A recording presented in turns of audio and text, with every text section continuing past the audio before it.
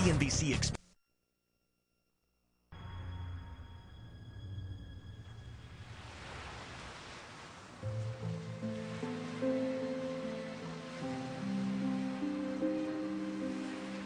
August 2002. A peaceful night on a beach near Jacksonville, Florida is shattered by a horrendous crime. I think somebody's been shot. Do you see a gunshot wound, sir? Do you see him bleeding? Either a gunshot or a stab. The injured man was Justin Barber. I was grabbing him. I was trying to do whatever he could. I was trying to grab that gun. He told police that he and his wife were walking on the deserted beach when an unknown gunman shot them both.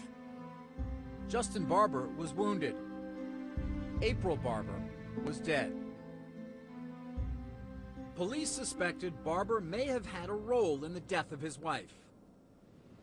And as it turned out, Barber left behind evidence he never dreamed even existed.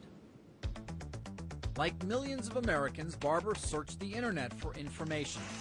And like most Americans, he used the search engine Google to do it. Barber kept the results of those searches on the hard drive of his laptop computer. But even if he had deleted them, they would have been kept somewhere else. At Google. Google keeps a record of every search that has ever been conducted by anyone who has used it. And in most cases, those searches can be tracked back to the specific individuals who conducted them. Right now, the default rule for Google and pretty much all of its competitors is that they keep everything. They have a log of every search made through Google since it started in the dorm rooms at Stanford. What you Google for defines you. A log of your searches on Google or any other search engine is practically the closest thing to a printout of the contents of your brain that we've ever seen. It indicates your political leanings, your religious leanings, your medical concerns, your sexual concerns, a vast array of sensitive data that in the past no one ever had. I started yelling for April. And running up and down the beach. You didn't see her? So while Justin Barber was telling police his story about how his wife died, the record of his Google searches made a few months before the shootings was telling a very different story. Investigators turned up queries such as trauma cases, gunshot right chest, and life insurance homicide. Barber was charged with April's murder. There was a Google search in which the keywords trauma, cases, gunshot, right, and chest were the searches that were used. His Google queries were part of the evidence used during his trial.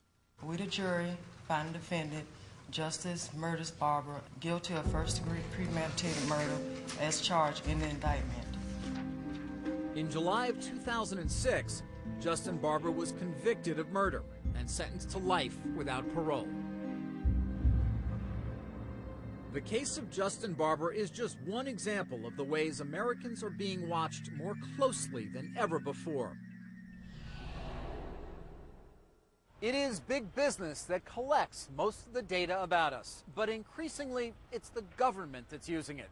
And nowhere is the convergence between private industry and public law enforcement more in evidence than on the internet. Welcome. AOL is one of the largest communities on the web. You've got mail.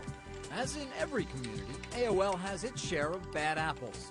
But when AOL members commit a crime, their behavior online can often be used as evidence against them. My name is John Ryan, and I serve as Chief Counsel. John Ryan, a former New York City prosecutor, is AOL's Chief Counsel for Compliance and Investigation. We are the principal interface on behalf of AOL with the law enforcement community. You've got pictures. When AOL finds any of its members exploiting children or engaging in any sort of criminal activity, the company will work with law enforcement to prosecute them. We responded to 2 after-hours emergencies this week. We were granted exclusive access to a meeting of AOL's Compliance and Investigations Unit. All right, Ann, what's going on in the world of search warrants? I'm getting about 30 a week, so I think that might pick up. What types of crimes are they focusing on? Mostly sexual crimes. Ryan's staff deals solely with law enforcement issues. It was something that AOL learned in terms of child exploitation. There are court orders, warrants, and eavesdropping requests that are served on the company every day, not to mention the roughly 300 subpoenas it receives every week. AOL complies with many of those requests. The charges in this case were child pornography as a result of an AOL member sending child porn through our network, and that's how the law enforcement folks became aware of this individual. Don Coakley, the Director of Law Enforcement Affairs, spends much of his time in court testifying against AOL subscribers. The defendant claimed he had no knowledge of the child pornography on his computer, and he actually took the stand to admit this. But I came on board as a rebuttal witness simply to say, we have evidence on our network that you used your AOL account to send the child porn. AOL does not keep a record of the specific sites its members visit on the web or their instant messages, but it does keep your emails. Why do you store emails? It's for the convenience of the member, and it's very limited retention periods. Currently, for email, we only store it on our servers for approximately 28 days. Unread emails? That's correct. Now, what if I receive an email and I delete it? Only 2 days. While emails are of interest to law enforcement, most investigations begin by trying to establish identity. AOL, like all internet service providers, can identify users and gather evidence by what's known as an IP address, a unique number assigned to every computer that connects to the internet. It can be used to determine who that computer belongs to and what a person using that computer did while online. The IP address, I would say, is the prime ingredient to any law enforcement investigation because that provides the key to what we refer to as identity information. How long do you keep that information? Approximately 30 days. But law enforcement has the ability to extend that time. So-called preservation requests are delivered to AOL every day, requiring the company to keep emails or IP addresses beyond the normal time frame. What's the standard for a preservation request? Is it the same search warrant kind of thing? Or? No, it's a very low threshold. It has to be made by a governmental entity, it has to be in writing, and it has to be a very precise request. They just can't say preserve any and all records relating to John Doe. They have to, narrow it down in written form. And are emails and IP addresses of help to law enforcement? The FBI says yes. It's been very productive. I mean, keeping in mind we have a tremendous amount of due process that we need to address. There's a lot to go through. That being said, I would assume there are times when it's helpful. Yeah, absolutely. It's all very helpful.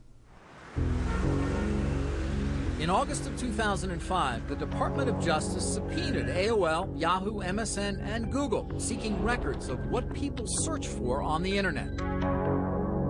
The subpoenas were part of an effort to resurrect a federal law protecting children from internet pornography. Google successfully fought the request in court, but the rest of the major search engines complied. That concerns privacy advocates. We need to be worried about both companies that collect our information and the government, because many companies are very solicitous to law enforcement. AOL, for instance, is not under any obligation to keep data after the user deletes it. And so in keeping it, they are specifically setting up the system to allow the government to gain access to more of your communications. The risks from keeping information were made clear in August 2006 when AOL mistakenly made public 20 million separate internet searches conducted by hundreds of thousands of its subscribers. While the users were not identified by name, it is possible to identify some of them by their searches. Unlike AOL, which keeps personally identifiable search data for 30 days, Google keeps your searches forever. There are over 200 million Google searches every day, a number that keeps rising. And it's not just search. Google's ever-growing portfolio of products, each designed to extract information from the world around you, also extracts information about you, much of which Google keeps. Gmail is one example. Its vast storage capability allows for an infinite number of emails. But if you don't delete them, neither will Google.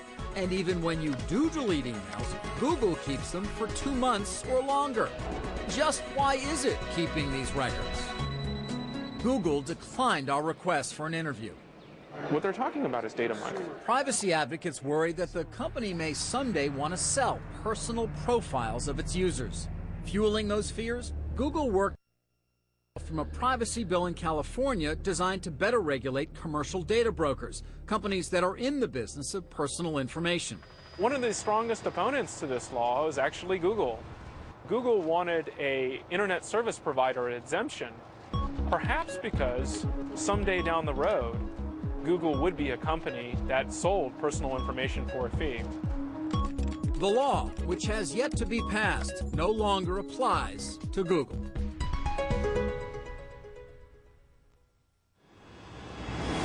Next on Big Brother, Big Business. I was under the impression that nobody could break in and steal my cell phone records. As it turns out, I was very, very wrong.